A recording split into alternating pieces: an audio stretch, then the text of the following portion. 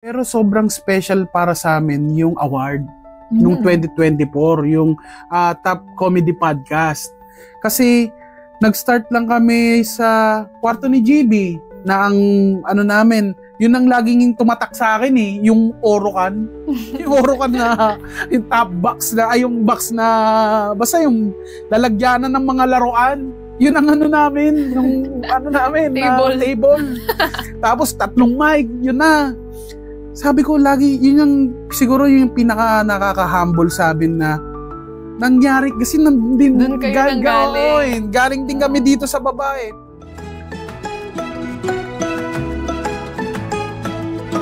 Pero ang masasabi kong identity ko bilang comedian, ako yung comedian na madali mong maging tropa. Parang yun yung identity ko sa ibang mga tao. Madali akong makapalagayan ng loob. Kasi walang masamang tinapay sa akin Kasi lumaki ako sa lugar dun sa amin, sa Urbano, sa Novaliches, na lahat tropa mo. Kumbaga parang yun din siguro yung naging kalakasan ko o strength ko na parang pwede akong tumakbo ng kagawad. Tapos kayo talaga. Masasabi kong ganun, na madali mo talaga akong malapitan. Siguro masasabi kong medyo ngayon, hindi na ako katulad nung sobra. Kasi pag sobra, masama din Yeah, may boundaries din dapat. Oo.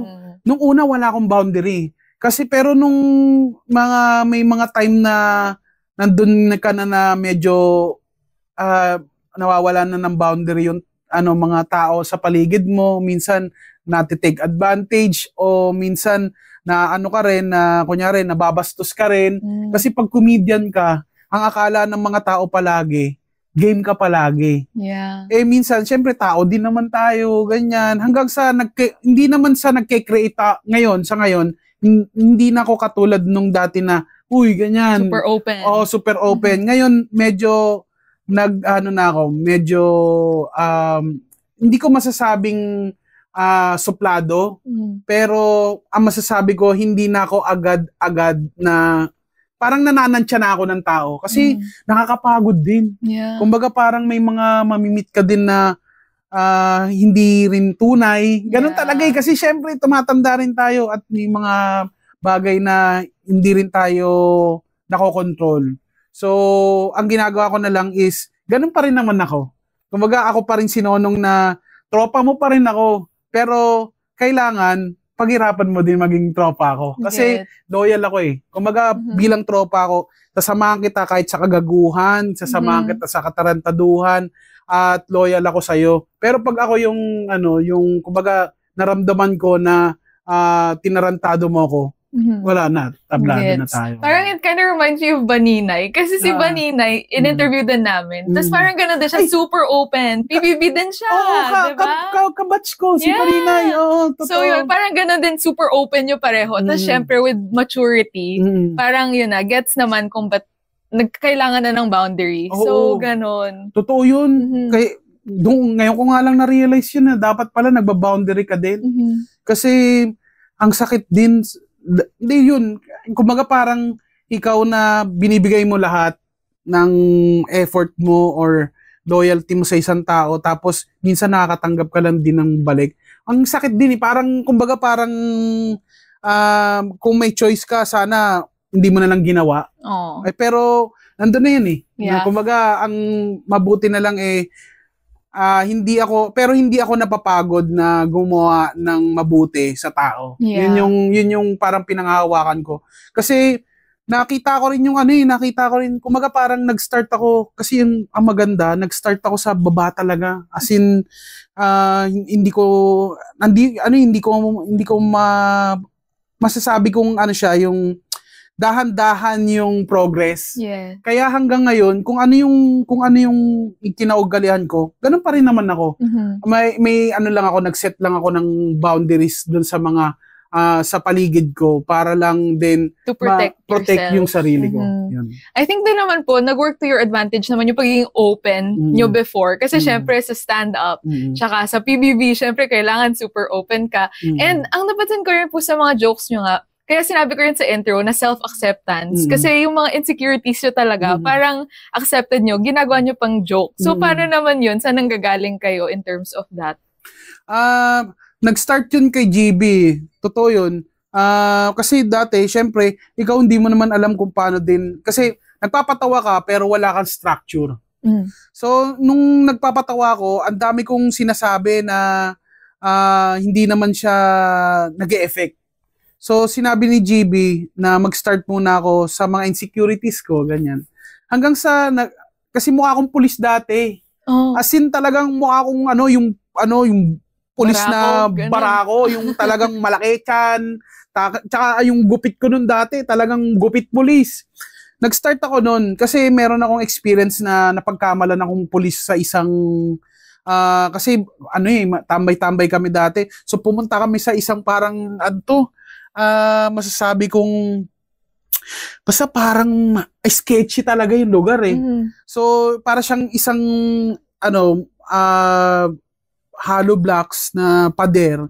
Tapos may gate na ganyan. Tapos alam mo yung sa pelikula yung may password, ganun. Ganun kalala. Nakapunta ako sa ganun. Basta pag ganun, pagbukas ng ganun, sino yan? Pag ganun, pagbukas ng ganun, naka-white ako nun. Tapos nakakamo ko na short. Police! Gumanon! Oh my God! So, pinagkamalan akong police. Nagtakbuhan sa bubong. As in, takbuhan sa bubong. Tapos pagpasok namin yun, kasi sugalan pala siya. Parang eksena sa probinsyano to Totoo! Experience ko. Diba, pagpasok namin, si Ruel to, sabing ganun. Pumasok kami sa loob. Pagpasok namin sa loob, nagkakarakos sila. Oh may bumababa sa bubong, ganun. Parang ganun yung eksena. So, ginawan ko siya ng joke. Sabi ko, mukha akong police, kaya pag pumapara ako ng taxi, laging sinasabi ng taxi driver, Chief, baka pwede naman natin pag-usapan. Doon siya nag-start. Hanggang sa parang nagagawan ko siya tapos nag-start na ako ng, maitim ako, so gawan ko naman ng joke. Pati nga tong, sabi kong ganun, nagpatubo kasi nung pumunta kami ng Canada, mahal ang gupit. So, nung pagdating ko dito, medyo mahaba yung likod ko. Sabi ko, mukhang okay naman. Sabi ko, sige nga, pahabain mo. So, sabi ko, gusto ko ma-achieve si Daniel Padilla. Kasi si Daniel Padilla. Sabi ko, pero pagharap ko sa salamin, sabi ko, bakit mukha akong map? Sabi ko, parang ako yung map na pag nilampaso mo, magdudubi pa. Oh my God. Sabi ko, sabi ko, ganun. Parang ako yung map na hindi mapalitan ng nanay mo kasi may sentimental value, ganun. So, kasi, ang sa akin, yung gusto kong iparating din sa mga kunyari sa mga followers ko, sa mga sumusunod sa akin, na yung mga insecurities nyo, pagtawanan nyo lang. Kasi, kumbaga, nandyan na yan eh. Andyan na yan. Kumbaga, kailangan... Sobrang totoo. Andyan na yan. Kailangan mo lang siyang i-accept. Di ba? Di kunyari, bago ka pa pagtawanan ng ibang tao, pagtawanan mo na yung sarili mo, di ba? Kumbaga, kung ikaw kaya mong pagtawanan yung mga imperfection mo sa sarili mong buhay o sarili mong sa pagkatao mo, ano pang ilalaban ng mga ibang tao sa'yo, di ba? Kung kaya mo namang pagtawan yung sarili mo. At saka, dun din makikita yung na lahat ng bagay sa mundo ay kayang pagtawanan, pero depende yan kung gaano mo siya kaganda maisulat. May ganun din. Oo, kasi syempre minsan yung iba hindi rin nagagets ng ibang tao yon na imbis na mapagtawanan siya is nakaka-offend pa siya. Yeah. 'Di ba? Parang ganun yung dating. So kung maisusulat mo siya ng maayos, tutunog siya ng maganda, which reminds doon sa tinuro ng airpods mo sa amin ni Rems. Maalala ko lang, kasi nung pumunta ka, panahon ng funny one to, humingi kami ng tips sa kanya. Yung isang tip niya sa amin is, pag gumawa ka ng joke, mas maganda kung nagra-rhyme. Kasi maganda siya pakinggan. Pinangawakan ko yun, na hindi ko naman siya, kasi syempre para siyang hindi ko siya na-apply palagi, pero pagka nakakagawa ko ng rhyme, naga-rhyme. Katulad nito, gupit molet. Ito, gupit molet. So, na-apply ko siya at lagi kong naaalala yung AirPods mo. Wow, ang ganda. Ayun. Thank you. Tapos parang ang ganda din kasi parang siyang kanta. So, ma-recall mo siya. Tapos maganda yung role sa tongue mo pagka Totoo. nag-rhyme. Tsaka, isa rin yun sa siguro, hindi tinuturo kasi, syempre, nandun na rin kami sa part na, tawag dito, nandito na rin kami sa part na nakaka-influence na kami ng mga bagong comedian. Minsan may mga lalapit din sa amin at magtatanong din sa amin kung ano yung pwede naming maibigay na tips. Ako ang sinasabi ko sa kanila, kung gagawa ka ng joke, pwede bang gawin mo siyang maganda pakinggan? O yung iba yung tono, para siyang kanta nga. Yeah. Na parang pag binitawan mo siya, ang swabe niya pakinggan. Na pagka pinakinggan mo siya, hindi ka lang matatawa. Kumbaga parang ang sarap niya. Kasi gusto ko yun yung gusto kong siguro sa akin bilang comedian, yung makilala ko ng mga tao na ang sarap kong panoorin. Hindi man ako yung, kasi may mga magagaling na, may mga matatalino na, pero ako gusto ko talaga, at saka yung goal ko talaga, ako yung pinakamasarap panoorin. Wow. Yun yung gusto kong ma-achieve. Kasi hindi naman yung kumbaga parang limitado lang din yung kaalaman ko. Limitado lang din yung mga bokabularyo ko. Pero yung will ko kung paano magpatawa, yun yung gusto kong iparating dun sa manonood sa akin. Yeah. Ayun na yung art of writing and being a stand-up comedian. And then, so, ngayon naman, Cool Pals naman tayo. So, paano naman napunta kayo doon? Kasi narinig ko na rin yung mga stories from them. Gusto ko marinig yung point of view nyo. So, ano ginagawa nyo nung time na to bago kayo in-invite nila Sir James? Ito, na yun? Part na siya ng, tawag dito? Ongoing yung probinsyano nun. Tapos si James, nag-aya siya na, uy, podcast tayo, ganyan. Wala naman akong alam doon sa mga podcast na yan. Parang ako bilang kaibigan at tropa ko nga sila, madali akong lapitan talaga. Basta masasabi ko na, tropa mo ko. Pag tropa mo ko, kahit saan sasamahan kita. Ako tawag nila sa akin, yes man. Kasi hindi talaga ako tumatanggi. Kung anong gusto mo, tara. Kung anong gusto mong i-orderin, tara. Kasi gusto mo yan sinusuportahan kita bilang kaibigan.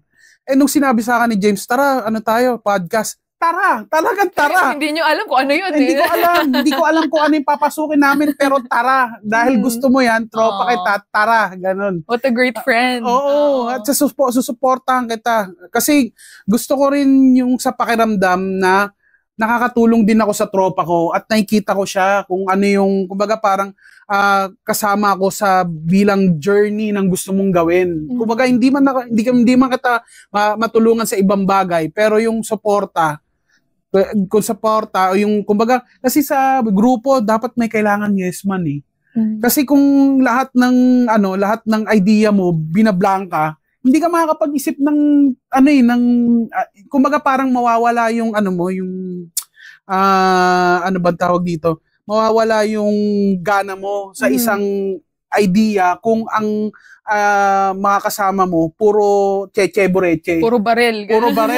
Pero kung meron kang tropa, kahit isa lang na tara, gumanon, magugulong siya So ako yung siguro masasabi ko, ako yung pinaka yes man sa lahat kasi ayoko talaga nang bablangka ng kasi kung ano yung idea, tara i-work natin yan. So nung sinabi niya yun, ang ginawa ko lang nun si GB. So nung nag-start na kami, bumili ng equipment si James.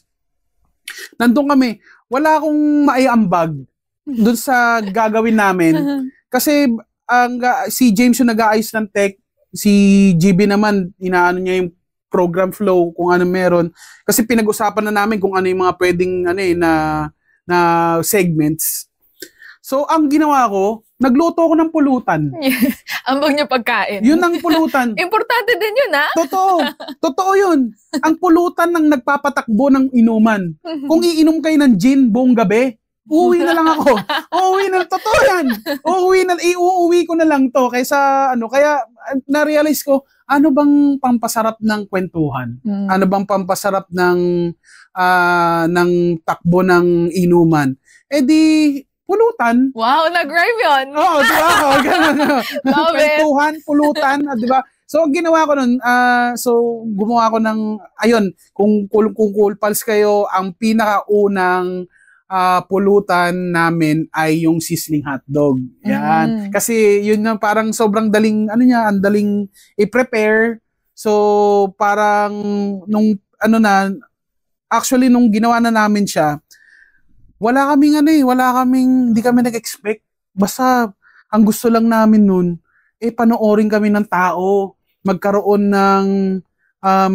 ng followers, yung kumbaga ginagawa namin yung podcast hindi lang para sa karir namin. Ito ay para sa eksena ng stand-up comedy. Yeah, ipakilala din. Kumbaga doon nga sila, kasi hindi talaga ako hindi weakness ko talaga yan eh. Yung totoo, hindi ako magaling kasi limitado ako sa vocabulary. Pero yung will ko lang at mag-share ako ng mga bagay na kung paano ma-inspire yung ibang tao, yun lang siguro yung magiging kalakasan ko. So yun, nag-share ako. Kumaga parang nag-iba kami, may sinishare si James, may sinishare si GB, may sinishare din may sinishare din ako. Magkakaiba. Hanggang sa nabuo na yun, kumaga nung una nag-aano pa kami, nagsasapawan pa kami nung una. Hanggang sa natutunan na rin namin eventually na all throughout, hanggang sa nagulat na lang kami na ito yung recent na tumanggap kami ng award sa Spotify. So nadagdag na si Muman and Rems. Yeah. So lumakas pa kami. So nung nandun na kami after 5 years kasi so na kami, na-try na namin na makapag music museum, nakapag-soler na kami, nakapag 1 to 3 block na kami. Tapos, pero sobrang special para sa amin yung award nung 2024, yung Top Comedy Podcast. Kasi, nag-start lang kami sa kwarto ni GB na ang namin, yun ang laging tumatak sa akin yung Orocan. Yung Orocan na, yung top box na, yung box na, basta yung lalagyanan ng mga laruan. Yun ang namin, yung table. Tapos 3 mic, yun na. Sabi ko lagi, yun yung, siguro yung pinaka nakaka-humble sa amin na, nangyari, kasi galing din kami dito sa babae. Kaya parang, minsan, masasabi mo na, may siguro nakakayabang kasi parang dito kami galing tapos na-achieve namin to, ganun, parang sobrang saya namin. Tapos may kita after 5 years doon sa Orocan na yun, winarp kami. Nandun na kami, kasama namin yung Bini, kasama namin sila Heb Abi, kasama namin yung ibang mga top artists ng Spotify na grabe. Galing lang tayo dun sa Raon na na equipment, Orocan na equipment, pulutang hotdog. Nandito na tayo sa isang table na kasama tong mga to na top artist sa Pilipinas. Sa parang nandun kami, maiyak-iyak kami noon. Para kaming mga girls na nagyayakapan. Totoo, nagyayakapan kami. May mga hindi, siguro doon din sa part na yun na may mga bagay na hindi kami pagkakaintindihan sa podcast. Pero dahil doon sa moment na yun, na-realize ko na, sa akin, hindi ko alam, siyempre hindi ko naman makapagsalita para sa kanila, pero ako na-realize ko na doon sa mga all throughout na pinagdaanan namin doon sa podcast at paghihirap at sakripisyo, eto na pala yun. Dito pala kami papunta. Kasi may mga times na nag-quit muna ako sa TV. Gusto ko muna Cool Pals lang, stand-up comedy lang. Ganun lang yung ginawa ko parang for 2 years.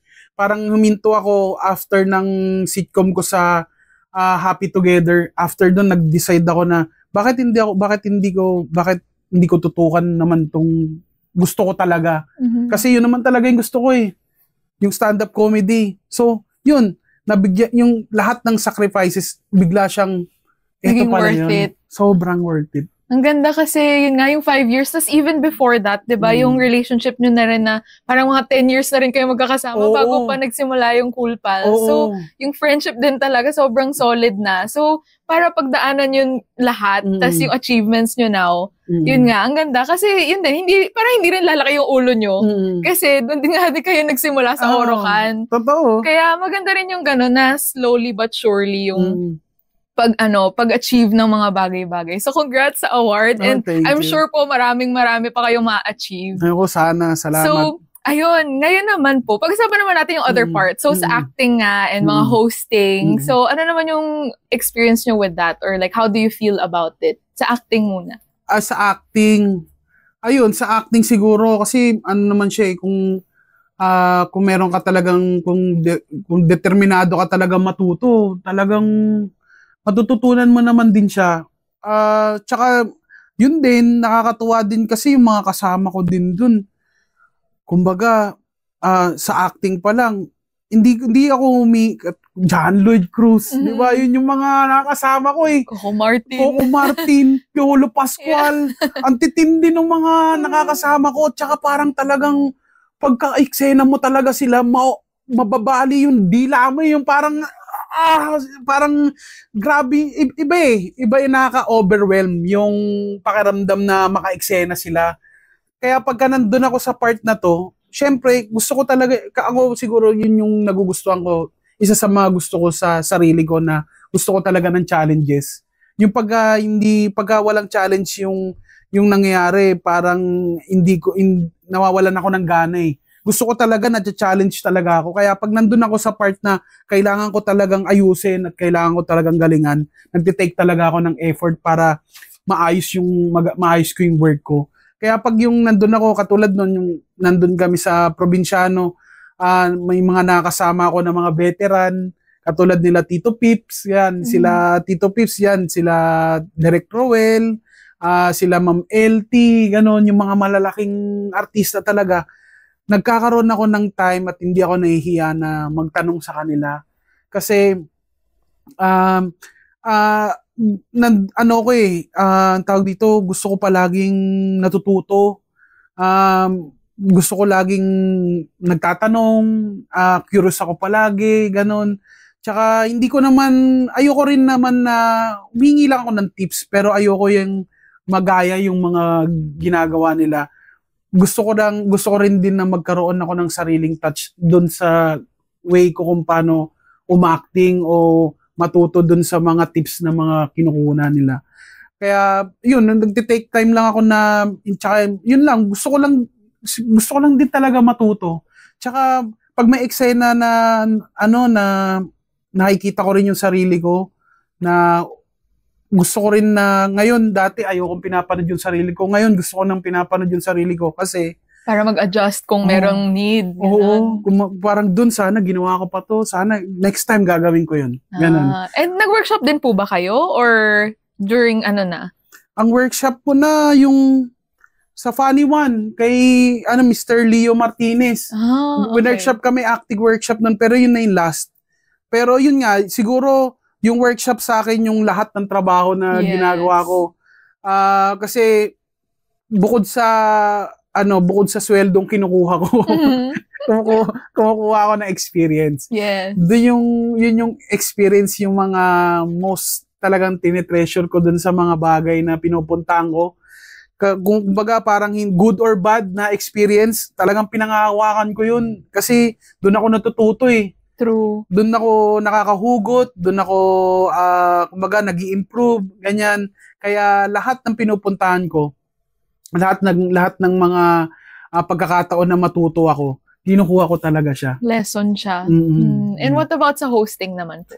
Sa hosting, actually mas hindi ako, ito yung hosting yung kailangan kong i-improve sa sarili ko. Kasi nga hindi ako masyadong magaling sa vocabulary. Kaya pag nag-hosting ako, magpa-pure Tagalog na lang ako kaysa mag-utal-utal ako dyan. Pero ang ginagawa ko, mas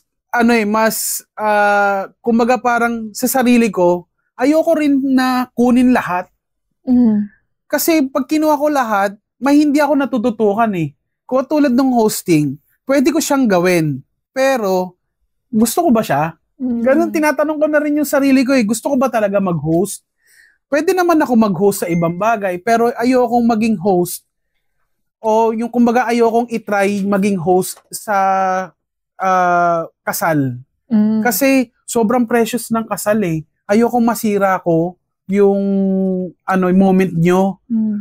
Kaya sa akin, pas na ako dyan. Kumbaga, ayokong kunin naman lahat. Ayokong maging, may tinatawag sila yung Jack of all trades. Oo, yung ganun. Ayokong maging ganun. Gusto ko mas makilala lang ako sa ibang bagay na kaya kong gawin ng maayos. Yes. Kesa pumunta ako dun sa bagay na hindi ko naman siya mapanindigan. Pero, dun lang sa kasal lang iniiwasan ko. Okay. Pero yung hosting sa mga birthdays, concert, nag-host na ako ng isang malaking concert sa Pasig, parang Pasig Day ata yun. Sobrang nag-enjoy ako nun. Sobrang gustong-gusto ko kasi yung yung crowd work, yung pag nag-crowd work ako at kumbaga parang nabubuhay ko yung audience dun sa pag-host ko. So, yung hosting medyo pinipili ako dun kung ano yung gusto kong gawin.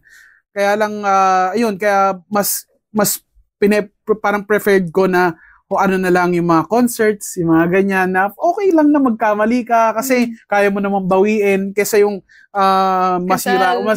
Sobrang talaga yan eh. Medyo, lang, sila GB na lang.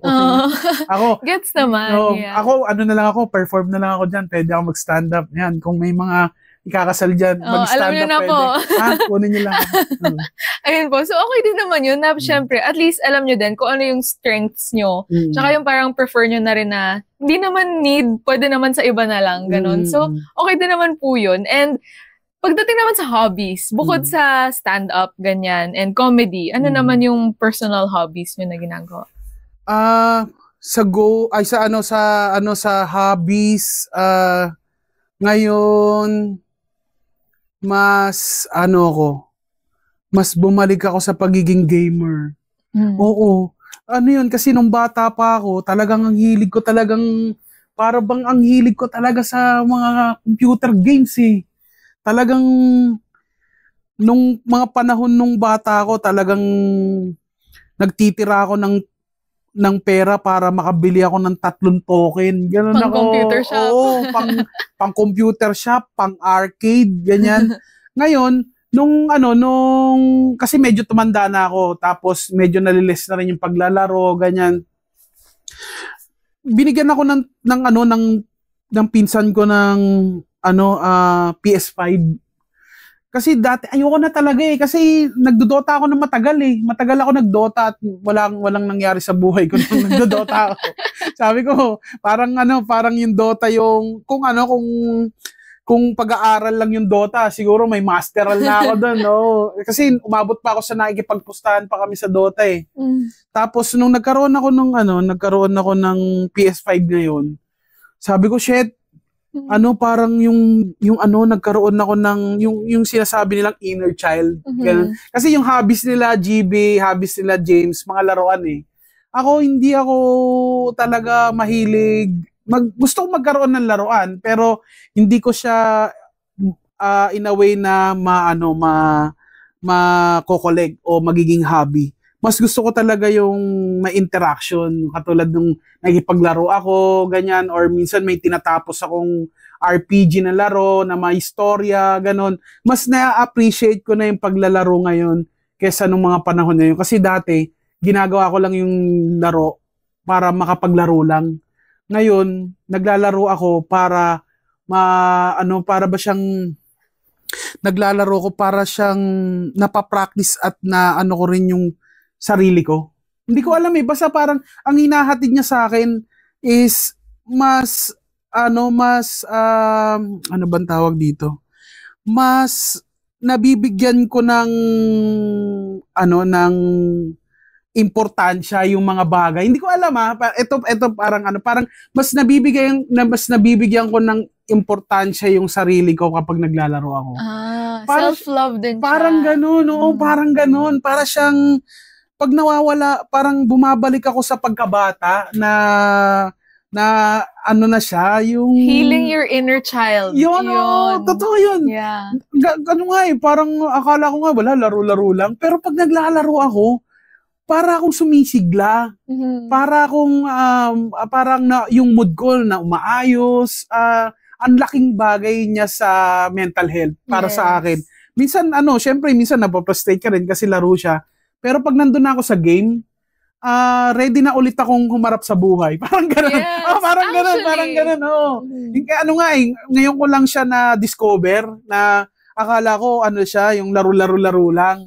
Pero pagka naglalaro ako at may na-achieve ako, may napapractice din. Kasi pag naglalaro ka ng mga RPG, napapractice din yung utak mo eh. Yeah. So after nun, mas ganado pa ako mag-work. Mas ganado pa akong humarap sa panibagong hamon dahil naglalaro ko. Hindi ko alam kung magigets nyo yun. Pero kung kung saan nyo man nahahanap yun, o sa sa pagkokoleg, o kung ano man, gawin nyo palagi. Kasi ito yung mga bagay na magpapabalik sa'yo bilang tao. Yes. Totoo yun. For some people, it could be, kunyari, dance, or watching movies, or watching stand-up, comedy. So, para sa inyo, yung games. Yun. Tawag dito, alam ko na yung word. Ang dami kong hinahanap sa word ko, therapy. Therapy. Ka para, yung paglalaro ng games ngayon sa akin na therapy siya. Talagang nagkakaroon ako ng panibagong hindi mood siya na parang gano'n na parang siya na nakakagana siya para kumbaga dito mo na lahat ng mga inis mo, lahat ng dahil nagiging adult ka na, ang dami nangyayari. Pag nandito ka sa game na to, ikaw lang yun. Yes. Tapos after nun, may bubuhos mo siya dun, ready ka na ulit sa panibagong chapter. Parang ganun. Ang ganda. And I think kailangan po natin lahat ng ganyan, ng tao. So, maganda na meron din po kayong ganun nga na mapupuntahan pagka stress na in life. Kailangan nyo ng recharge. Oo, totoo pala yun. Dati wala akong pakialam eh. Akala ko hindi yan totoo, mga ganun. Pero pag nandun ka na pala talaga, maglaro ka na lang. Yun pala yung lesson. Yun pala yung lesson. Ilaro mo na lang. Pero totoo kasi may mga may mga, kumbaga kala mo laro lang siya, pero may mga life lesson din dun. Kumbaga parang sa mismong game.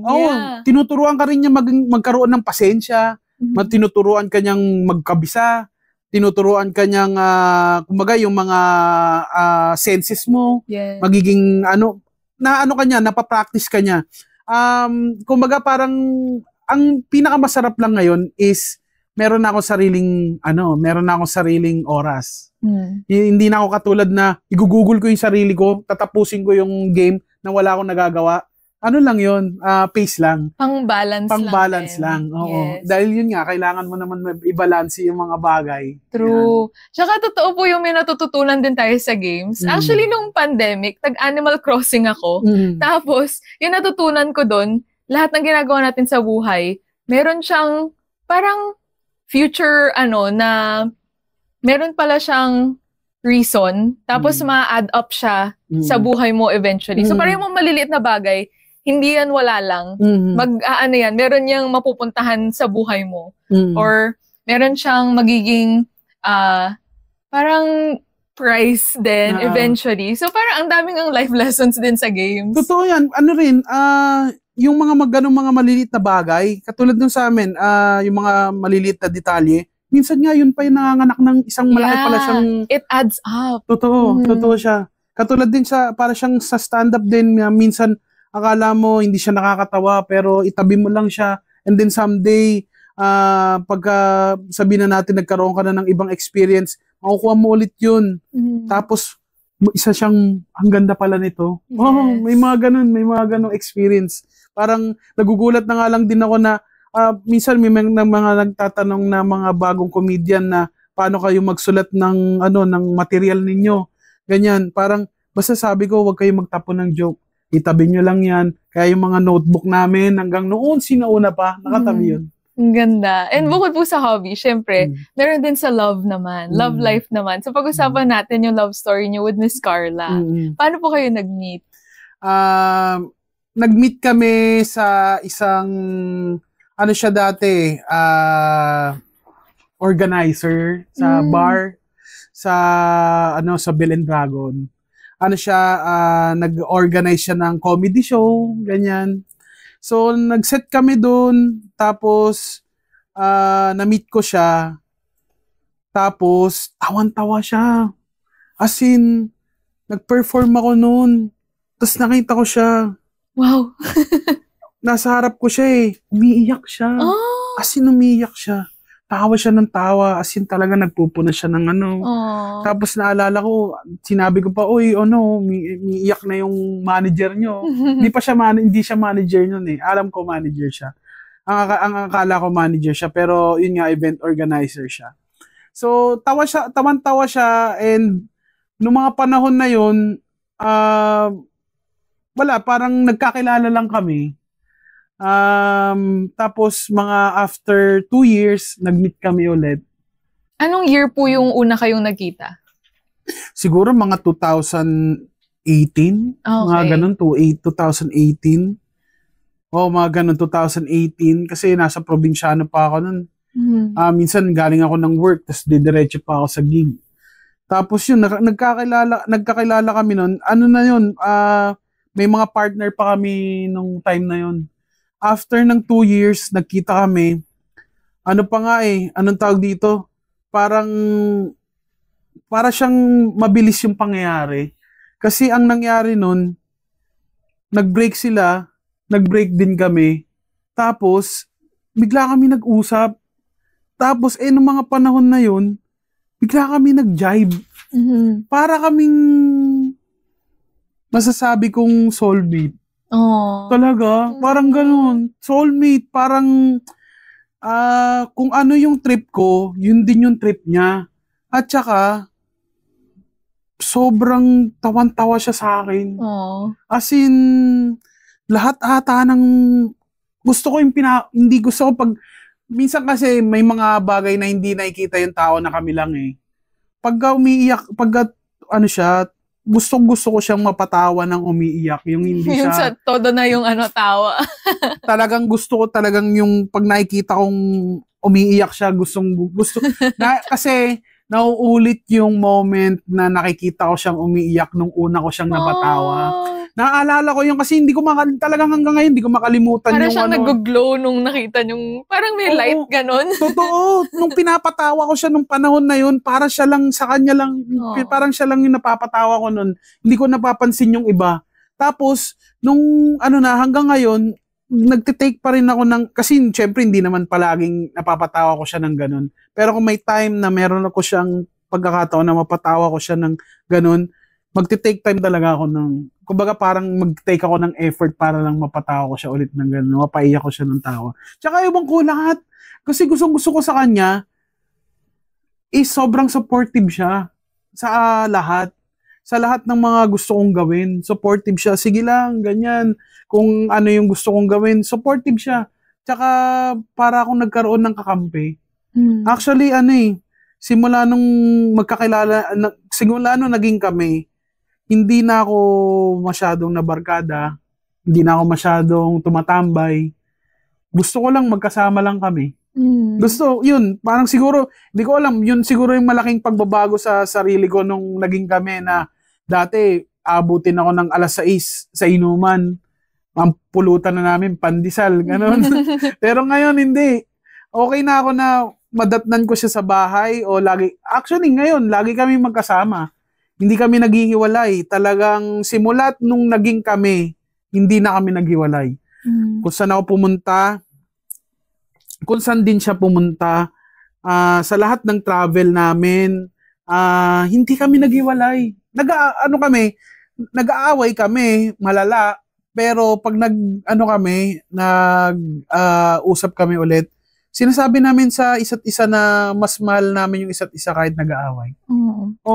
Yun yung mga part na sobrang wow, parang sobrang grabe naman tong babae na to para sa akin kasi At lalo na, ang ganda-ganda niya, parang ganun. Tapos, syempre ako batang tapos, basta parang sobrang thankful lang din ako na kasama ko siya kasi nagkaroon ako ng best friend, nagkaroon ako ng kakampi, nagkaroon ako ng audience. Number 1 ko yun. Kahit kunyari, may mga times na hindi ako nakakatawa, siya yung magsasabi sa akin, maganda na mindset mo. Pero alam ko sa sarili ko na hindi. Pero siya yung nagsasabi na ganun. Tapos, nagtitake din siya ng effort palagi. Totoo yun. Alam mo, sa lahat ng lock-in taping ko, hindi ako nakapag-impake. Siya lahat. Tapos, tuwing aalis ako, kunyari, hindi ko siya kasama, laging laging ihatid ako nun sa sasakyan at hanggat nakikita ko pa siya sa windshield, nakikita ko sa side mirror, hindi yun, hanggat nakikita niya ako, hindi yun umaalis. Pag kumaway ako bago ako lumiko, kakaway din siya. Kaya sobrang, kumbaga parang ano pa yung maihiling ko sa buhay kung nandyan siya palagi. Parang soulmates nga yung tunog ng Tsaka when you described her kanina, na parang yung sinabi nyo nung nakita nyo sa audience, parang yung mata nyo na feel ko na parang, wow. Kahit wala siya dito ha. Totoo. Parang na-feel mo talaga na grabe yung connection. Oo, grabe. Sobrang mag-best friend talaga kami. Tsaka nagkakaintindihan kami. Ang sarap din lagi talaga. Yun yung gusto ko yung pag nagkakwentuhan kami. Yun nga yung maganda. Kasi parang okay na ako na kakwentuhan siya ng buong araw. Tsaka yung proposal niyo po, nakita ko sa video ng Cool Pals. Yung tawag dito, ang kulit din ng proposal na yun. Talagang sinubukan yung pagmamahal ko sa kanya. Kasi nung una, syempre, yung mga babae, di ba, syempre magpo-propose ako. Kailangan ko siyang gisingin ng maaga. Ang mga babae, hindi pwedeng minamadali. So, nag-away kami nung umaga. Oh, no. So, kailangan ko talagang hindi ako pwedeng magalit kasi magpo-propose ako mamaya, baka mag-no eh. Alam mo yun? So, pagpunta namin doon, nasa biyahe kami, nagsusuka pa siya kasi sinisikmura siya. Oh, no. Tapos, pagpunta namin doon sa venue, walang parking. Ikot kami, sinubukan namin, nakapag-park kami. Pagdating namin doon sa venue, may bear. Totoo. May bear. Paano ako magpo-propose ng bear? May bear. Takot na takot yung mga tao sa bear kasi yung bear talagang nanlalapa siya ng tao. Grizzly bear pa to ha. Pagpunta namin doon, so parang sabi ko, shit, ano nangyayari? Talagang tinitest eh. Tinitest niya talaga kumbaga, doon yun din yung natututunan ko sa buhay, yung hindi mo nakukuha lahat ng hindi mo nakukuha lahat ng madalian. So, tapos ang last na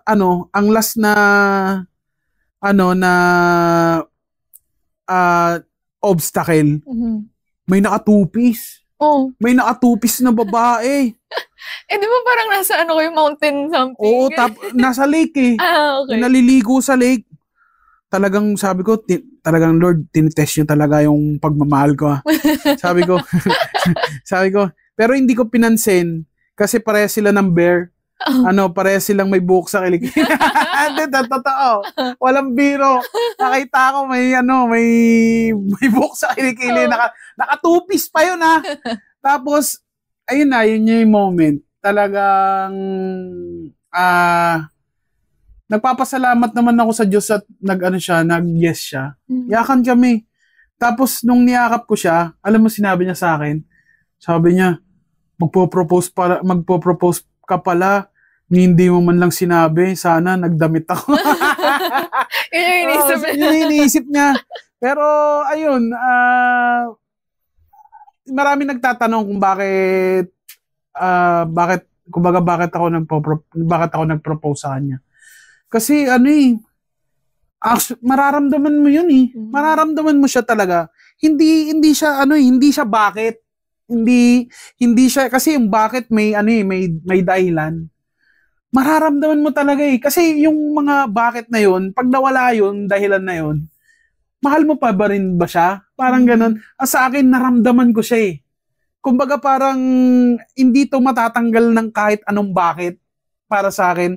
Kasi naramdaman ko siya ng natural na gusto ko siyang makasama ng habang buhay, ng matagal. At gusto kong ayusin yung sarili ko na para mas makasama ko pa siya ng matagal. Pag sinasabi mo na yun sa sarili mo na ini-improve mo na yung sarili mo para sa kanya, baka yun na yun. Yun na yun. Parang feeling ko yun na yung dahilan kung bakit gusto ko na siyang makasama habang buhay. Parang ganun. Ang ganda. So, speaking of that na din, ano naman po yung goals nyo in life? Yung goal, siguro yung goal ko talaga, kung sa, yung, marami. Kung sa goal ko sa sarili ko, gusto kong mas gumaling pa. Mas gusto ko pang mas mag-improve. Gusto ko pang magkaroon ng mga stand-up comedy special. Kasi lahat ng ito na gagawin ko para sa sarili ko, alam ko na merong tao o merong baguhang comedian na may inspire sa gagawin ko na to. At siya naman yung magtutuloy ng panibagong karera para sa stand-up, para sa Pilipinas. Kasi ang inisip ko, hindi na to para sa akin lang eh. Ginagawa ko na tong comedy na to para sa Pilipinas. Yung parang gusto kong makilala sa buong mundo yung kung paano yung tayo magpatawa. Humor natin. Oo. Kasi yung ginagawa ni Jokoy ngayon, maganda. Kasi nakikilala, Pinoy siya. Pero yung totoong Pinoy stand-up comedy, kasi doon na siya lumaki. So, syempre, may halong western na yun. Oo. Kumbaga parang gusto ko naman na pag sinabing Pinoy, automatic na nakakatawa na yun. Yung parang sana dumating na tayo sa part na pagka sinabing Pinoy comedian, grabe yan. Talagang kikilalanin yan. Or masasabi mong, ako panonoorin ko yan kasi Pinoy siya. Wow. Sana dumating tayo sa part na gano'n na parang, kasi ngayon, na siya eh. Starting na siya eh. Nagkakaroon na siya. Actually, ako, sa lahat ng mga headliner, ako yung pinakamahirap magbenta ng ticket. Totoo yun. Yung parang hirap ako palaging. Lagi ako pero nag-i-start din ako dito. Totoo yun. Sanay na, ewan ko sanay siguro akong mag-start sa baba. Tapos eventually mag-accumulate na lahat ng mga efforts ko hanggang sa isang malaking kung saan man ako dinadala. Kasi parang sa lahat ng ko ngayon shows, talagang kailangan ko siyang trabahuhin. Kailangan kong pumunta, mag-promote kasi yung iba parang parang yung iba parang pag nag-post sila, meron na agad sila, kumbaga parang may kita mo ka rin, bakit ano bang kumbaga parang ano bang kailangan kong gawin para maging ganun ako. Pero baka sa ibang way ako. Yeah. Oo, hindi ako dito. Baka sa ibang way ako. Kailangan ko talagang ganun yung gawin. At proud ako doon na ginagapan ko every single tickets na binibili. Kailangan kong galingan sa open mic at kailangan kong galingan palagi mag-promote para may bumiling ticket at hindi natatapos dun eh. Kunyari, nagpo-promote ka dito para mapanood ka nila. After nun, hindi pa tapos dun. Pero yung mga challenges na yun, na sinasabi ko nga na pag nata-challenge ako palagi, mas lumalabas yung natural na ako na talagang mas talagang pagpupursigahan ko yung bawat paghihirapan ko, yung bawat eksenang gagawin ko, bawat achievement na gagawin ko. At pagka nakikita ko yun, mas ginaganahan pa ako kasi sinasabi ko sa sarili ko na kinaya mo na yun ba't hindi mo ito kakayanin? Yeah, and mali natin, just like yung sa mga iba, in time lang din, baka dumating din sa point, and I'm pretty sure dadating din sa point na hindi nyo na kailangan i-market kung saan ang dadating yung mga bibili ng tickets and everything. So, I'm rooting for you po in terms of that. Thank you. Lastly na lang po, so ano naman po ma-advise nyo sa mga viewers natin, sa dreamers natin, in terms of, so since yun sabi nyo nga po, yung insecurities and all nyo, paano nyo siya ginawa into opportunities na? And ano ma-advise nyo sa mga comedians na gustong ganun din yung route na i-take? Ayun.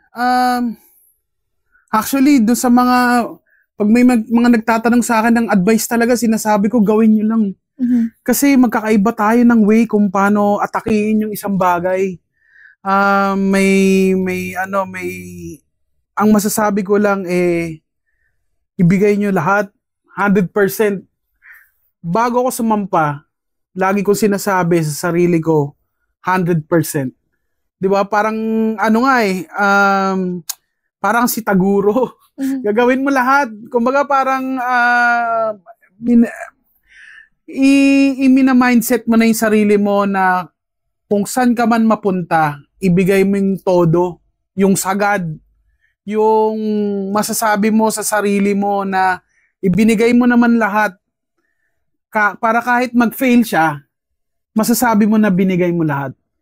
Kumbaga parang kung pag nandun ka na sa start na yun, na nandun ka na sa estado na kasi madali mo yung kasi may darating sa punto na talagang magkakaroon ka ng downtime o talagang madadapa ka, pero kapag nandun ka sa na determinado ka na i-improve yung sarili mo at ibigay mo yung 100% mo, magkakaroon yan kahit maliit lang. Tulad nung sinabi mo, kahit maliit lang yung pinuntahan, panghawakan mo yun. Matuto ka, lahat ng mga lahat ng mga life experience mo, yakapin mo, tsaka yakapin mo kung sino ka. Yeah. Kasi pag na-accept mo kung sino ka, mas magiging matapang ka at wag ka na sigurong matakot din sa sasabihin ng iba. Kasi kapag hindi ka natatakot na masira, yun na yung time na wala na silang kayang gawin sa'yo. Ganda. Parang ganun. Kasi pagka inaccept mo na yun na may mga bagay ka na hindi makontrol, yun na yung time na wala ka ng pake. Yun lang din yung sasabihin mo sa sarili mo pagka may naririnig ka. Anong pake mo? Yun din. Kasi kung may mga gusto kang gawin sa buhay, may mga taong magtataas ng kilay na hindi magigets kung ano yung gusto mong gawin.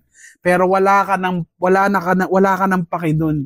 Ang pake mo na lang yung mga taong may pake sa'yo, at pake mo na lang yung pamilya mo, yung mga nagmamahal sa'yo, yung pag-ibig mo, yung sarili mo, at kung paano ka makatulong sa mga kapwa mo at sa eksena gusto mong galawan. Yun lang. Wow, very wise words from Sir Nonong. Diba? Thank you so much po. Thank you. Yun Thank lang. you. And good night, dreamers. Bye-bye. Tulugan na. Sleep time.